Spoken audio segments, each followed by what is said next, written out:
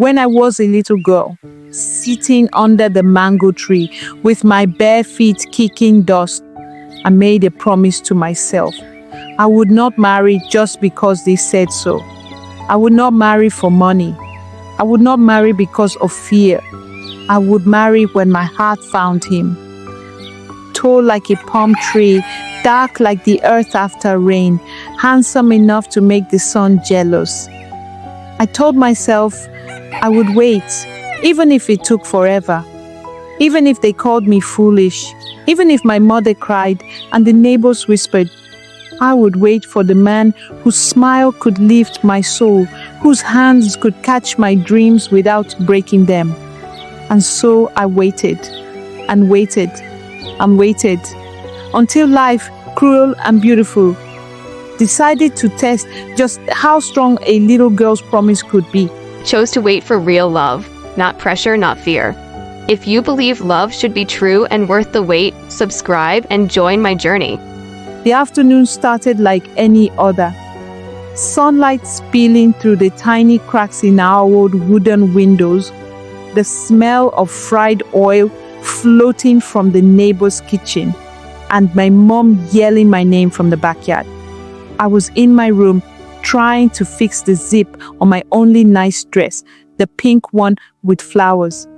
It had been 2 weeks since my 24th birthday, and according to my family, I was officially an old woman. In my village, a girl who was not married by 24 was considered leftover. I didn't care much, honestly. I liked my life, my books, my walks to the market, my secret dreams. But when my mom called that day, something in her voice was different. Not angry, not nagging, sad. I dropped the dress and went to her. When I reached the backyard, my mom was sitting on the low bench under the guava tree, holding her wrapper tightly around her chest like she was cold. It wasn't cold at all. It was hot enough to fry plantain on the roof. She didn't look up at me when I came. She just said, Nneoma, who do you want to marry? I laughed at first, thinking she was starting again. Another session of, see this good boy, marry him. But when I looked at her properly, I saw tears shining on her cheeks. Tears my proud mother never allowed herself to shed. Even when Papa died, that's when my stomach tightened. I felt like something big was about to happen. Something bigger than marriage talks. The first boy my mom wanted me to marry was called Chibuzo.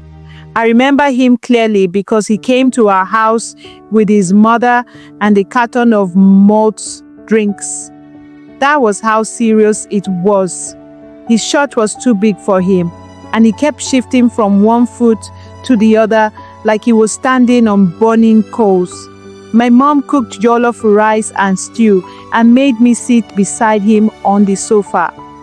Talk to him, she said, smiling so hard her cheeks were trembling. Chibuzo asked me what my favorite color was. I said blue. He said his own was green.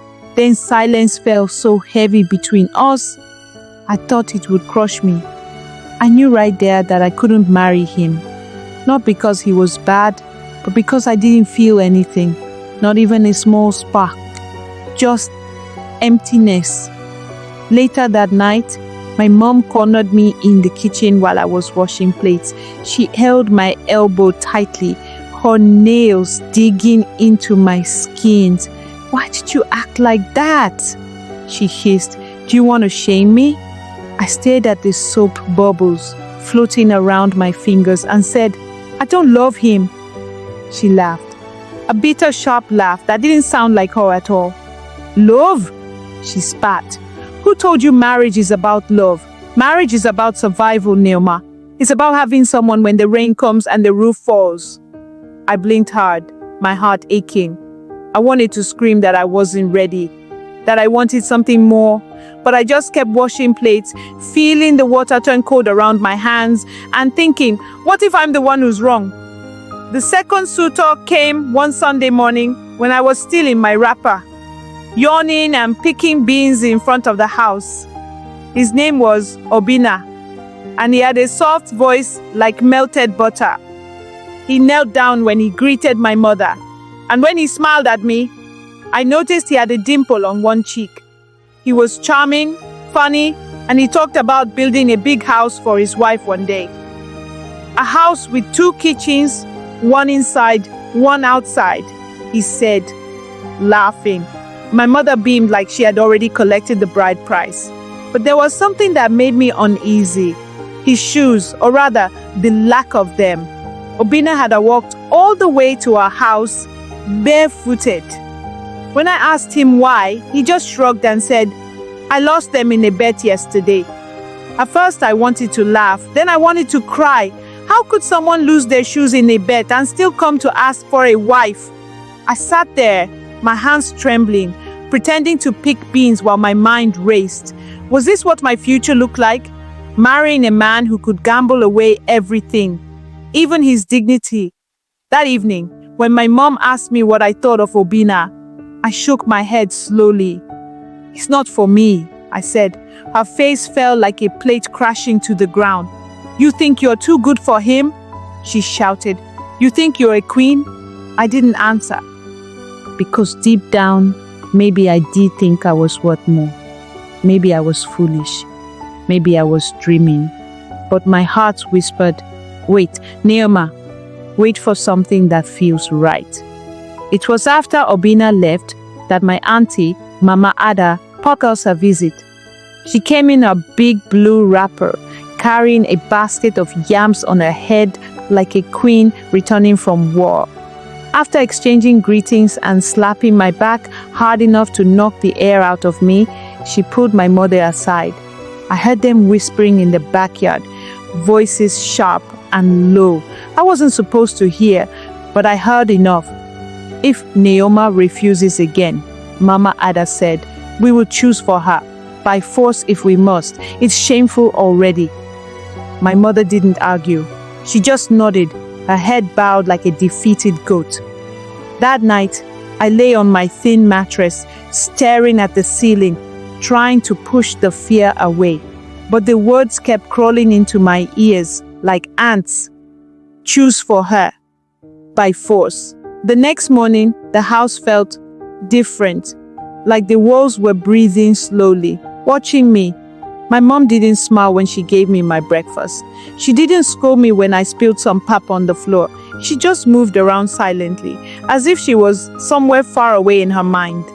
I tried to act normal. I cleaned the chairs. I swept the compound. I went to the market and bought pepper and tomatoes, but all the time my heart was beating fast like a drum at a funeral. I knew something bad was coming. I didn't know what shape it would take. A shouting match? A beating? Locking me inside the house? I just knew it was on its way, slow but sure, like a rainstorm you can smell long before it falls. The morning after Mama Ada whispered to my mother, they woke me up before sunrise. They didn't even let me brush my teeth or comb my hair. Mama Ada held my left hand, my mother held my right. They said we were going to pray. I didn't argue. I was too tired, too scared. I just followed them through the misty streets, barefoot, feeling the early morning cold bite into my skin. After a while, we reached a small mud house behind the market. In front of it was a woman in a bright red wrapper, sitting cross-legged on the ground, her head shaved clean, her eyes shining like wet stones. This is Prophetess Ngozi, my mother said, almost bowing. The woman didn't greet me. She just looked at me long and hard, like she could peel off my skin with her gaze. Before I could open my mouth, Prophetess Ngozi clapped her hands 3 times and shouted, "Bind her spirit!" Out of the shadows, 2 young girls ran forward and tied a thick rope around my waist. I screamed, I kicked, but the women only held me tighter. "Your daughter has a spiritual husband!" The prophetess screamed. "He is the one chasing away good men. He is the one blocking our womb before it even flowers." My mother and Mama Ada fell to their knees and began to wail, beating their chests. Tears filled my eyes as I struggled against the rope, my mind spinning. How did we go from marriage talks to this madness? The prophetess sprinkled something sharp smelling on my head and shouted prayers that sounded like curses. I stood there, shaking, realizing that whatever hope I had, whatever dreams I had, was slipping through my fingers like water. When we returned from the prophetess' house, my whole body was shaking with anger. I didn't even eat dinner. I sat in my room, staring at the cracked ceiling, thinking about everything they had done to me. The shouting, the rope, the fake prayers. And yet I was still here, still breathing, still me. That night, I made a decision deep in my heart. I would never let them break me. The next morning, I woke up, washed my face, wore my best wrapper, and tied my headscarf high like a queen. When my mother called me to come greet another new suitor that had arrived with a basket of bananas, I smiled sweetly, walked into the living room and said, "I'm not interested."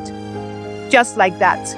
Calm, firm, like I was talking about the weather. After that day, it became my new habit. Suitor after suitor came like ants after sugar. And suitor after suitor I turned down without blinking. The ones with big cars, the ones with big dreams, the ones with big promises. I didn't care. If my heart didn't move, if my spirit didn't dance, I said no. The villagers started whispering. Some said I was possessed. Some said I was proud. Some said I had eaten salt and forgotten the taste of soup. But I didn't mind. I loved walking through the market with my head high, feeling like the only free girl in a village full of prisoners. Every no I said was a small victory, a small seed of freedom planted deep inside my chest. And yet, in the quiet moments, late at night, when the rooster stopped crowing, I sometimes wondered, how long could I keep saying no before the world forced me to say yes? Nobody in the whole village knew the real reason why I kept saying no. They thought I was proud. They thought my head was full of nonsense. They thought I was cursed or bewitched. But the truth was simpler than all their gossip. I had a dream. Ever since I was a small girl, sitting under the mango tree, listening to Mama Efe tell stories, I had imagined my husband. In my heart, I had drawn him clearly. He would be tall like a palm tree, dark like rich earth after rain, and handsome enough to make the sun jealous. He would have a deep voice, a kind smile, and hands strong enough to carry all my dreams without dropping them. I didn't need him to be a king. I didn't even need him to be rich. I just needed him to be mine completely and to make my heart skip the way it did in the love stories. Each time a suitor came, short ones, light-skinned ones, pot-bellied ones, old ones with shaky hands, I would sit there quietly, pretending to listen, while my heart gently whispered, "Not him, Nneoma. Wait." I didn't hate them. Some were good men, some were funny, some were kind. But they were not the one, and I couldn't fake it. I couldn't lie to myself and marry someone just because everyone was shouting in my ears. Sometimes late at night when the house was silent, I would close my eyes and pray quietly. God, if you made a tall, dark, handsome man somewhere in this world, please don't forget me.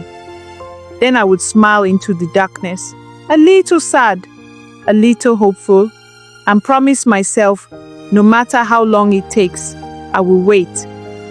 Time moved like a lazy river, slow but unstoppable.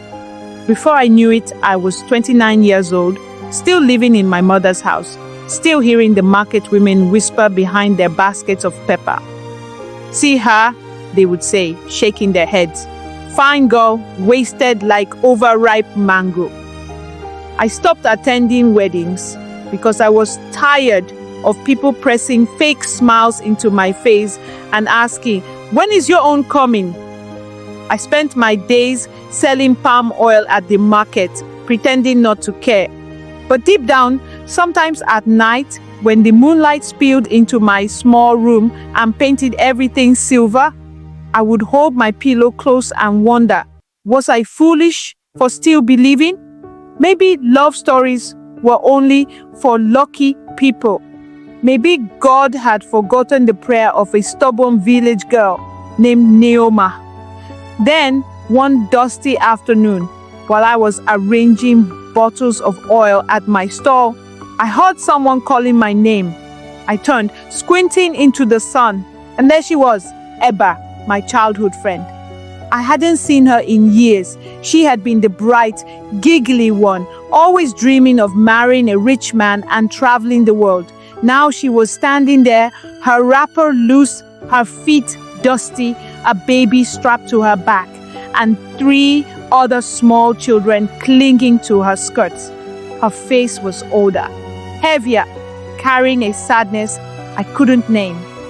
When we hugged, she smelled of sweat and survival. Nneoma, she said, her voice cracking, I have come back home. Life outside was not what I thought. I settled down quickly, my heart beating fast. Something deep inside me shifted that day.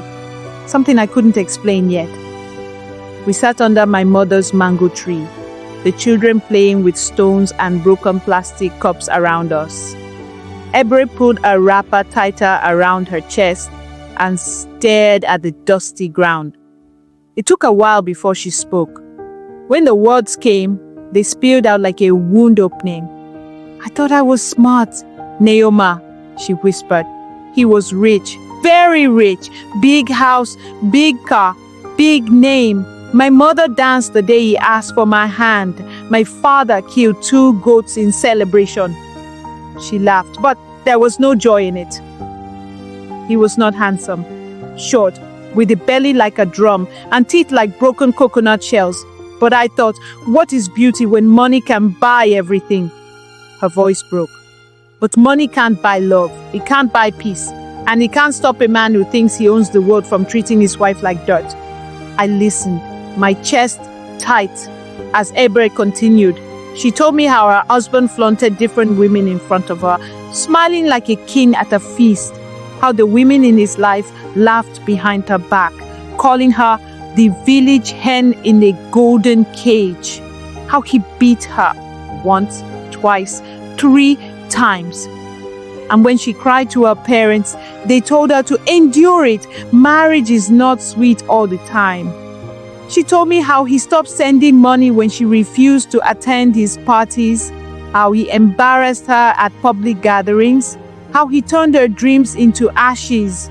I stayed for the children, she said, her voice no louder than the wind. But even the children could feel the hate in the air. She shook her head and wiped her face roughly. Now look at me, Nneoma. No husband, no money, just 4 mouths to feed and a broken heart I can't stitch back together. We sat there quietly for a long time, watching the sunset turn the sky into a river of gold and orange. The children had fallen asleep in a pile beside us, their soft breathing the only sound. I didn't want to speak at first. I didn't want to sound foolish after everything Ebra had survived, but the truth was burning inside me. And when Ebra turned her tired eyes to me and whispered, "But Nneoma, why didn't you just pick one?" I had to answer. I drew a deep breath, feeling the words rise from somewhere deep in my chest. "Because," I said slowly, "I was waiting for him, my own man, tall, dark, handsome, a man whose voice would melt my fears, whose smile would lift me even when the world fell apart." I smiled sadly. It sounds stupid, I know, but it's the only dream I have kept alive for myself. Ebri didn't laugh. She didn't scoff. She just listened, her hands resting lightly on her lap. Encouraged, I continued, "I wanted love, Eber. Not survival, not struggle. I wanted someone who would see me and say, 'This one, only this one.' Someone who would choose me every day without regret." I looked up at the sky, blinking back the sting in my eyes. People think I'm foolish. They think I'm wasting my life. but I know the loneliness of a marriage without love. I saw it in my mother's eyes. I see it now in yours, and I'd rather walk this road alone than tie myself to pain. I reached out and squeezed Eber's hand gently. Maybe I'm crazy, maybe I'll wait forever, but at least I will know I stayed true to myself. That night, after Eber's visit and after opening my heart wider than I ever had before, I lay on my mat, staring at the cracked ceiling. Sleep dragged me down like a heavy wave. In my dream, I was back at our old abandoned primary school. The one with broken desks and the playground eaten by weeds. The walls were peeling, the windows shattered, the chalkboard still carrying faded sums from years ago. I walked slowly through the empty classrooms, my bare feet stirring up dust. It was lonely, forgotten, sad. And then, standing alone in the middle of the ruined assembly ground, I saw him, tall like a statue, dark and proud like a king out of old stories. I couldn't see his face clearly, but I could feel the pull of him, strong and unshakable, like a rope tied to my soul. I woke up gasping, my heart thudding hard against my ribs. The next morning was Sunday. Instead of dressing lazily for the small service down the street, I tied my best scarf, wore my neatest wrapper, and made up my mind to attend Mass at St. Michael's Catholic Church, a big, unfamiliar place far away from home. Something inside me was pushing, whispering, "Move, move now." The sun was already high when I reached, and the church was buzzing with bright colors and singing. I found a seat near the back, clutching my Bible tight. The choir rose, the priest came to the altar, and we all stood. I lifted my head, and there he was, standing 3 pews ahead, tall enough to almost touch the roof with his presence, dark as rich earth, strong like the man from my dream. My chest squeezed painfully, my breath caught. It was him. It had to be him. My hands trembled as I whispered into the crowded, sunlit air. God, is this really happening? The whole service I could barely focus. Every hymn, every prayer floated over my head like clouds. My eyes kept drifting to him, the man from my dream, standing there so solid, so alive, so close. When the final blessing came and the priest dismissed us, I gathered my courage like a shield. I moved through the rows of people, edging closer to him, pretending to adjust my scarf, pretending to look for someone. When I passed by him, I tilted my head slightly and smiled, just a small, shy smile. He saw me. I know he did. Our eyes locked for the briefest moment, and my heart gave a wild, desperate leap. But just as he started to move toward me, a wave of people rushed between us, all women greeting the priest, young girls giggling, traders selling handkerchiefs and cold water. In a blink, he was swallowed by the crowd. I searched, heart pounding, but he was gone. Just like that. Gone! I walked home slowly, dust sticking to my sweaty legs, my Bible pressed against my chest like it could hold my breaking heart together. The heat from the road shimmered up like smoke, and I blinked hard against the sting of tears. Maybe it was never meant to be, I whispered to myself, my voice shaking. I had almost touched destiny and lost it. My sandals scraped the dusty path, and I bit my lip hard to keep from crying. Then, a low, soft rumble. A car slowed beside me. I froze. The window rolled down, and there he was, the man from the church, smiling, looking even more handsome up close, his white shirt catching the sunlight. "Are you okay?" he asked, his voice deep and warm. At that moment, the whole world faded away, and all I could do was nod, feeling the wild, beautiful beat of hope return to my chest.